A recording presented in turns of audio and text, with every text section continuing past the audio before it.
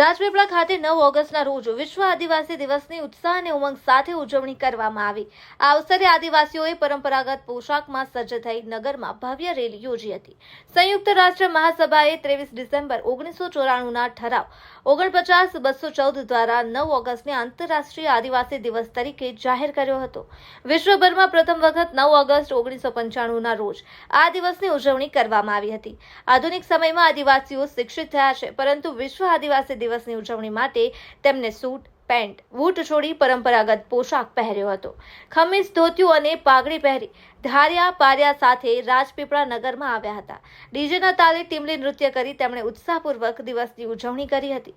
આ દિવસે રક્ષાબંધન પર્વ પણ હોવાથી કેટલાક આદિવાસી ભાઈ બહેનોના પ્રેમના પર્વની ઉજવણીમાં જોડાયા હતા, તેથી તેઓ આદિવાસી દિનની ઉજવણીમાં ઉપસ્થિત રહી શક્યા ન હતા।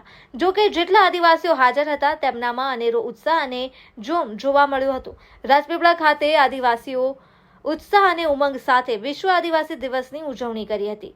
નગરમાં યોજાયેલી રેલીમાં તેમની સંસ્કૃતિ અને પરંપરાનું પ્રદર્શન જોવા મળ્યું। રિપોર્ટર મુનાફ શેખ, રાજપીપળા, નર્મદા।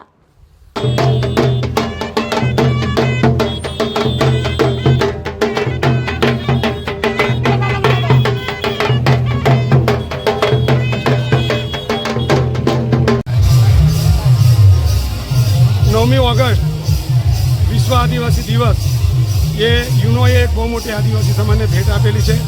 ये भेटना स्वरूपे आज पूरी दुनिया अंदर और भारत देश की अंदर ने अमरा नर्मदा जिला वडामथक રાજપીપળા मुकामे आज विश्व आदिवासी दिवस की भव्य उजवणी थी रही है। एमां अमरा जे खेतीना औजारों, अमरी बोली, भाषा, भजनों, गीतों जे भी कई होय तेनुं आज धामधूमथी प्रदर्शन थी रह्युं छे।